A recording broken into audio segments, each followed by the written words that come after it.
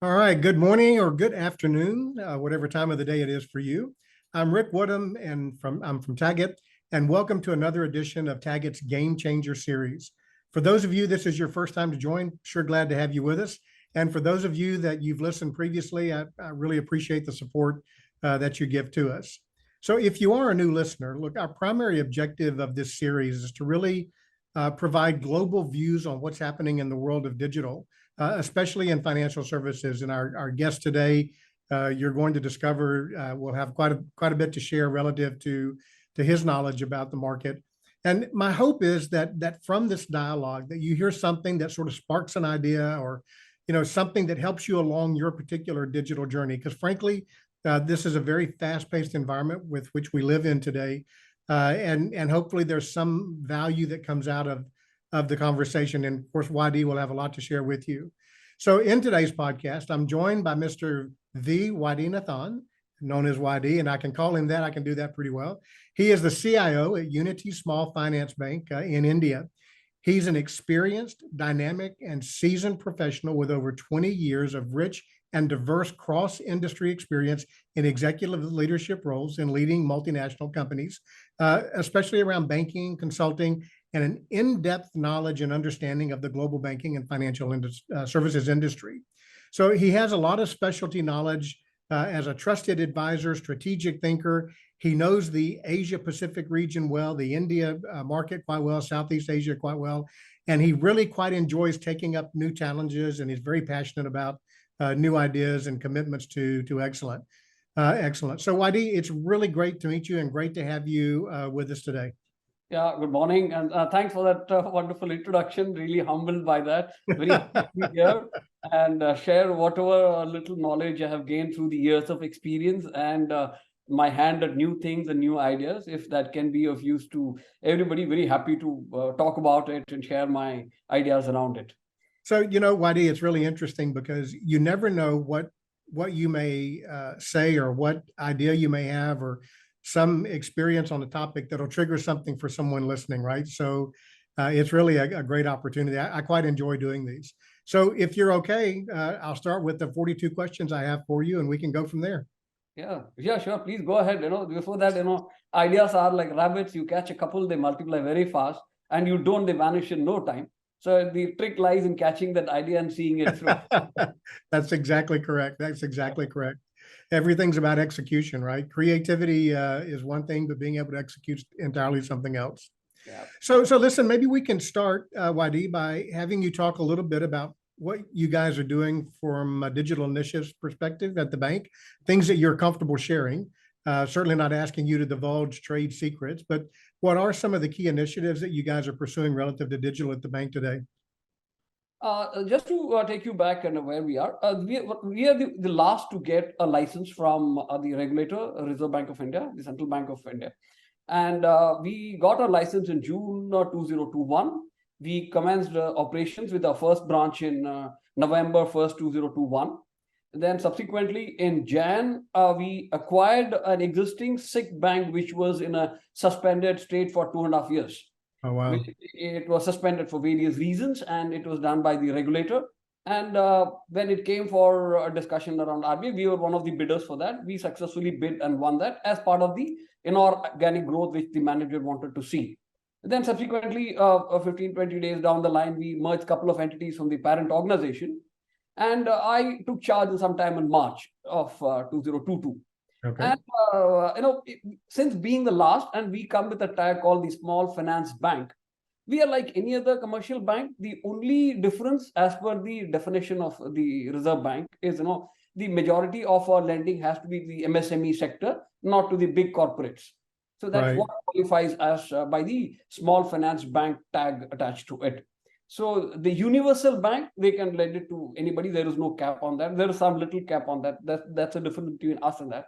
And there are around 10 plus small finance bank already in the industry, and many commercial banks, nationalized banks.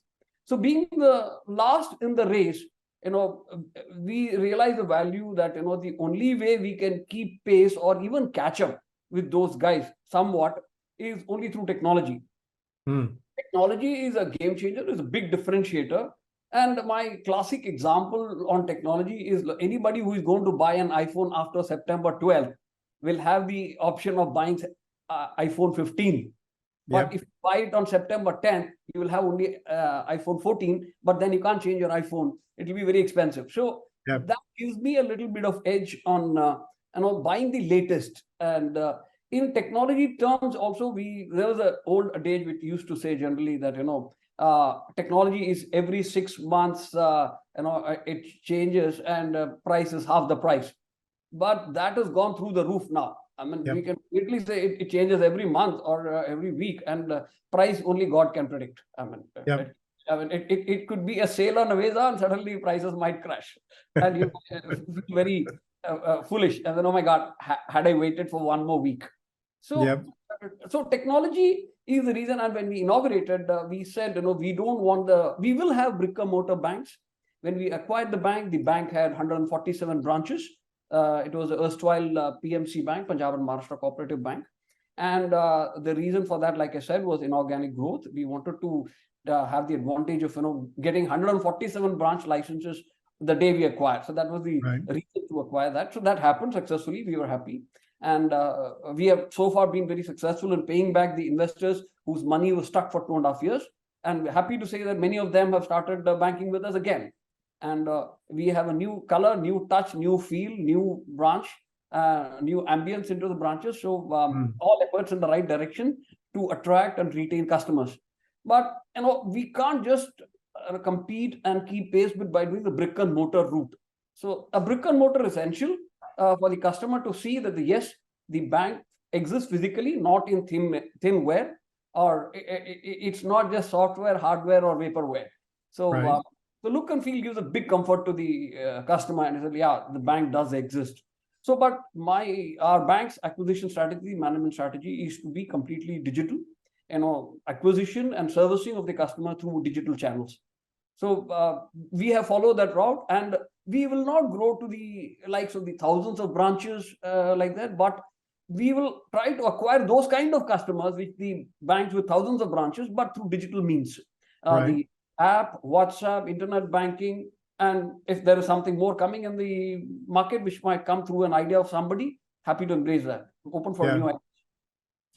So you've hit upon the fact that you're in quite a competitive market, actually. I mean, India is a very competitive market when it comes to banking. And frankly, India has really set the pace, especially from a payments perspective, right? It's just been great to watch what's happened over the last many years in India with that. So obviously, you believe digital is a key differentiator for you as you're trying to compete in that market. And I've got kind of a question specifically around that. So you talked a bit about digitally onboarding net new customers to the bank and being able to service them. So, any of the UX guys and any of the guys who specialize in the user experience itself will tell you that a customer's first touch with the bank means everything, right?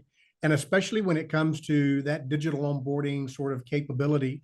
But what I find is that sometimes a bank will spend a lot of energy on that onboarding sort of user experience, but then their servicing app might be a bit of a letdown, if I can use that terminology.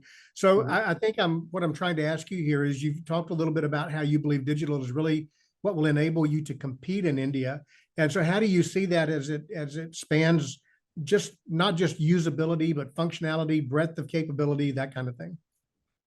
See, digital, if I were to look at, while you were talking, I thought about this analogy, this came to me that, digital is one of the four wheels of a car.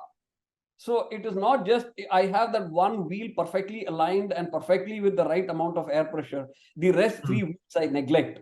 The car is not going to run far. I mean, I'm sure a lot of trouble. There's going to be a lot of jolt, a lot more turmoil and all that. So I have to get all the four wheels in the perfect condition, the wheel alignment, wheel balancing, and digital is one of them. Servicing, like you said, the customer facing things, and all these entities which make the bank successful have to be addressed. I mean, you just can't take one piece and say, just keep saying digital, and you forget about servicing the customer. Then a customer walks into physically a branch, and the branch manager, the customer service guy, oh, sorry, it's 1 o'clock, it's lunchtime, please, I'll see you after half an hour. You can't do that. I mean, so you have to have a complete restructuring of, a relook into that in terms of, digital is one of the channels through which I will service him. There are the Yeah. other aspects of that which need to be really up to the mark all the time. And since you're talking of 24/7 by 365, which is actually possible only through digital means, then the service capability have to be up to that mark, and you should be able to service anytime, anywhere, anyhow. Yeah. So that's very critical. So you can't just let your guard down and say, okay, I've done digital. Oh, sorry, you have to use your app. I can't help you. Even if a customer walks in who doesn't know how to handle a very elderly customer walks in and he says, I don't know how to use this app. I want to open a customer. Somebody has to help him and say, okay, I'll help you. I said, and then say, how do you create a password? How do you create an ID? How do you load your? It's going to be an ongoing process. So that hand holding has to be there. You just can't say digital and just forget about it and move on. So, for so many years, we talked about how a bank should have a holistic view of a customer and their relationship with you as a bank, right?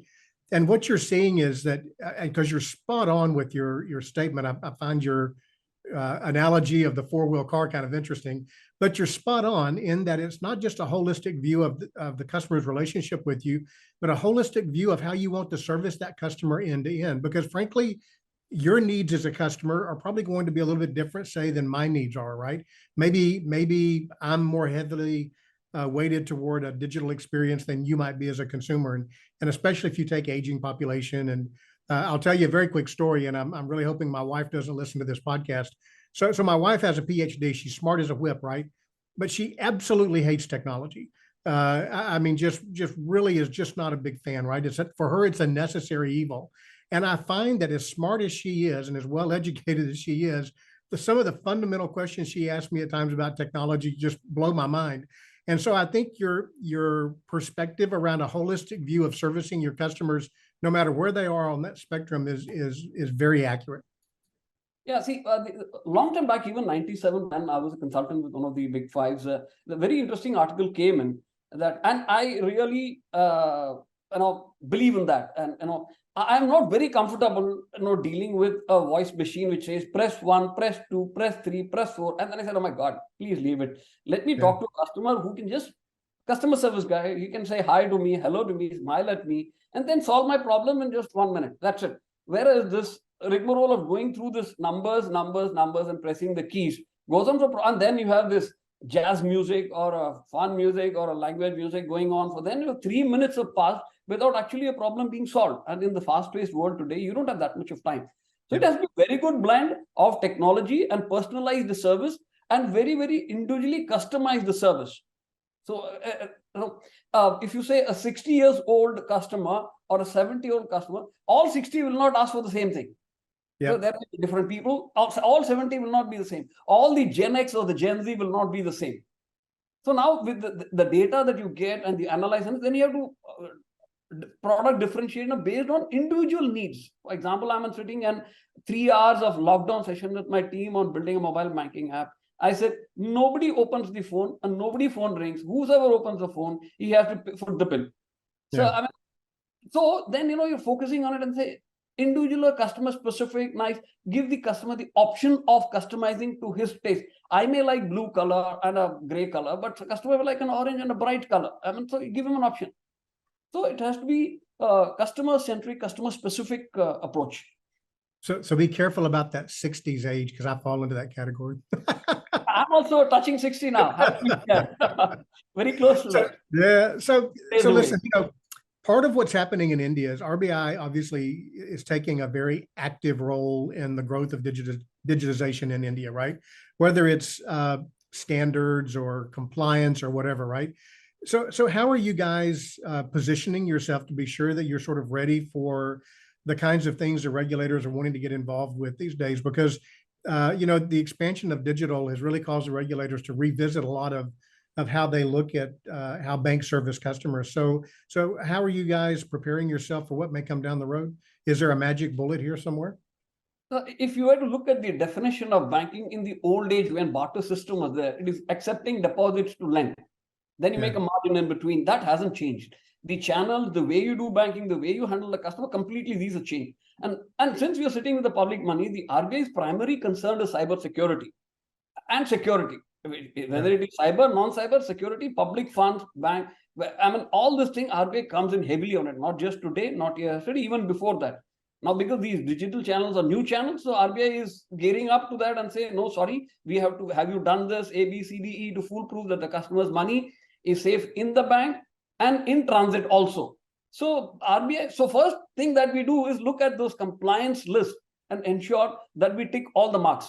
I mean, there is no bank in India which is 100% compliant all the time, but we try to be as close as possible to 100% all the time. Yeah.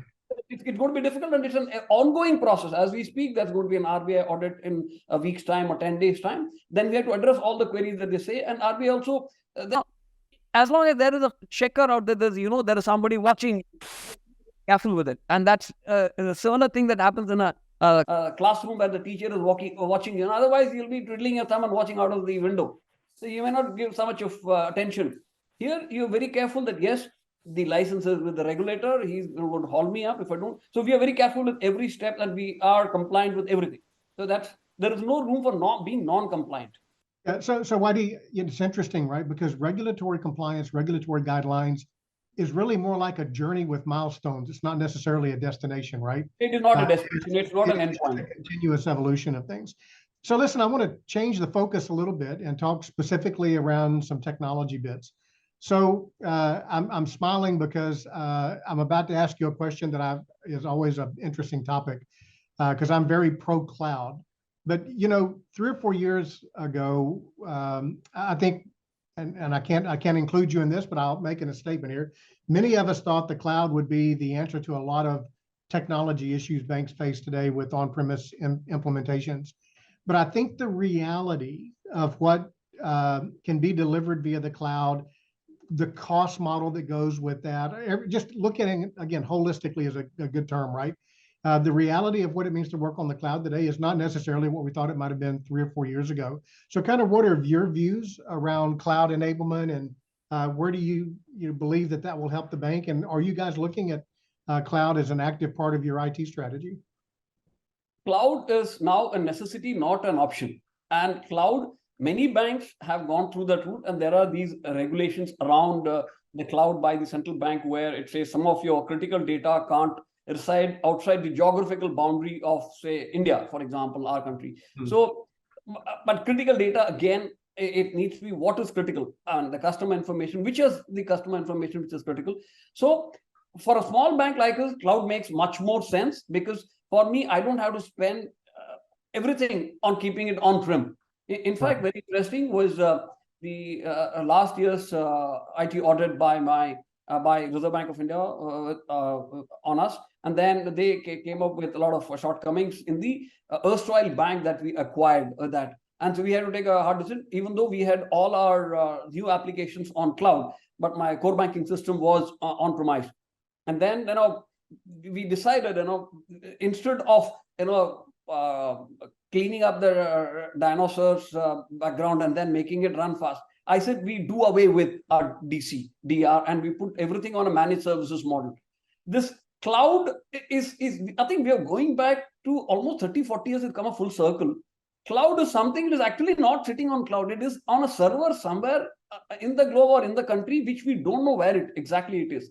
Whereas this service was provided by some provider like EDS or somebody in US, where the data center services was provided by a specialized organization, and you were given a mainframe dump terminal at your site.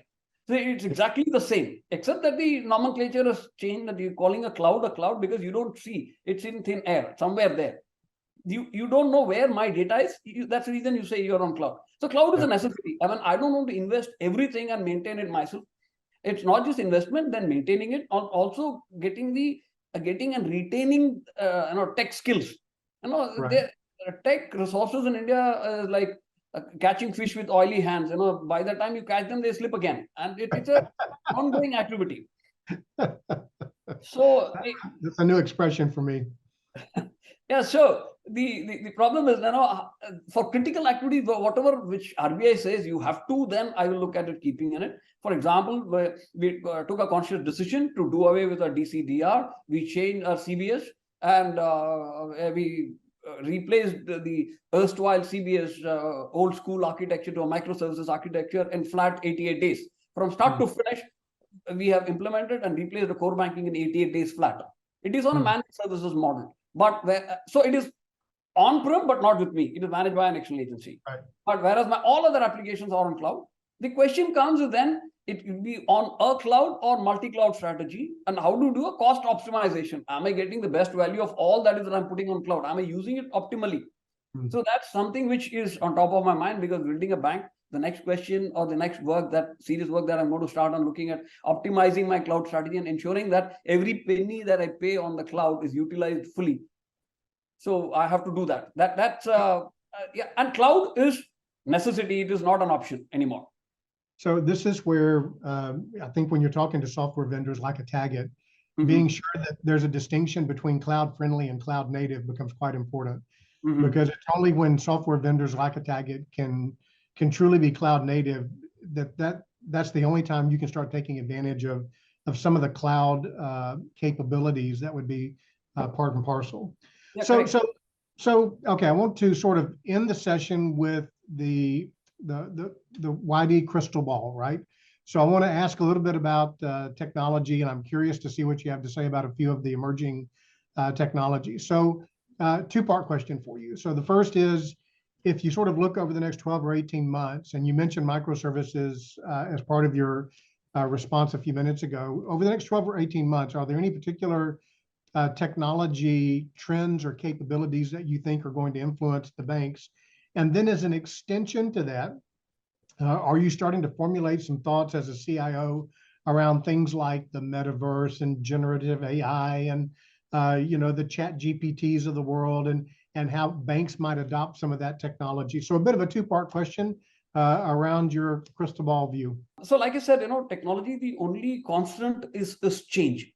And from that perspective, then, yes, AI, ML, metaverse, and blockchain, all these things, we're keeping an eye on it. But my primary objective today for my bank, per se, if I would say, to get my basic technology and the offerings, everything right and smooth. So my customer offerings, it's uninterrupted, smooth. But going forward, as I see, we are keeping a close eye on all these things, the wearables, the AI, the ML, automated processes for areas where it can be completely automated and you don't need a human intervention without compromising on the quality of the service. Like I said, my experience of talking to a machine rather than an individual, I'm always happy talking to an individual than a machine. I mean, the smile at the right time and the hi or the okay, thank you, and the nod of head, it makes a huge difference. A voice or an automated thing will not. It has not reached that stage as we speak. Maybe it will reach in the future. But technology change, I see this. I mean, there may be a time, maybe 10 years down the line, you may not see a physical currency, but we're still far. I mean, in India, say for example, the UPI payment was a collateral benefit out of the demonetization, because we had a 2,000 rupee physical currency, and the physical currency I could pay, but I couldn't. The guy who gave me the goods couldn't give me the change. So now UPI is there everywhere. Even a roadside vendor, small time vendor, he says you pay me by UPI, no problems. So this is an outcome of a need or a problem, and some of these things which are and the adoption rate of newer technologies in the current era is much faster, very, very fast. From the time it is invented or discovered to the time it reaches the actual user and he starts using, it literally shrunk to say months now, not years. And adoption rate will keep reducing. I mean, it will, and we're keeping a new eye on it. And I see, banks which are stabilized, which are at the higher maturity level than our organization, then they'll look at, bringing in newer technologies, AI, ML, and all those platforms in, and say use a metaverse into it. But as we speak today in my bank, I have to get my basics right, and then I will move into that. So, some of our listeners will probably recall that, I'm a bit of an older guy, and, my first computer was a DOS-based machine with 2 floppy drives in it, right? And one of the things that I talk about is, when the Iron Man movie series came out with Jarvis, the delta between where that was then and where we are today as a technology is much shorter, right? And so I always use the Jarvis example because everybody can relate, most people can relate to the Iron Man series and Jarvis. And that level of sophistication around technology and how technology can engage with customers is really where all of this will come. Whether it takes the form factor of your phone or form factor of voice or whatever that looks like. So you're exactly right that the adoption rate at which banks will adopt these technologies is much shorter today than it was even 3 or 4 or 5 years ago. Yeah, exactly. See, there are. It is exactly the way our lives are even governed by technology. It is the need, and then there is the peer pressure. I mean, if somebody else is giving and I'm not giving, which the customer thinks as basic requirement, then I don't have a choice but to implement it immediately. Even though Right. in my scheme of things, on my strategy, I may think it is a bit far off. I would like to do it a year away or after 1 year. But today, if I see I'm going to lose out because of that technology not being there with me, or I'm not giving that technology to my customer, then I have to put priority on that and then start working on it and give it to the customer ASAP.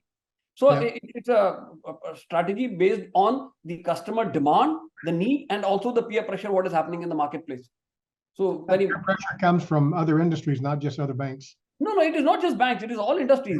Not just the fintechs. It could be something that a customer sees in his car. He says, "I would like to have it in my banking mobile app." So I mean, it could be anybody. I mean, like I said, it's ideas are like rabbits. Everything starts with somebody daydream, and then you say, "I want." But at some point, you have to execute. So YD, it's been great meeting you and great doing the podcast with you today. And I actually look forward to kind of following what you guys are doing. I think your approach to technology is pretty sound on. So I appreciate the opportunity to meet you today and the time for today. Yeah, it's been wonderful talking to you and sharing my thoughts. Hope it's something that's beneficial. Like I said, we are still trying to reach the stage where the other banks are. But one of the things is we might start doing technology. Some of the technology with the banks are trying to do, we may do it early.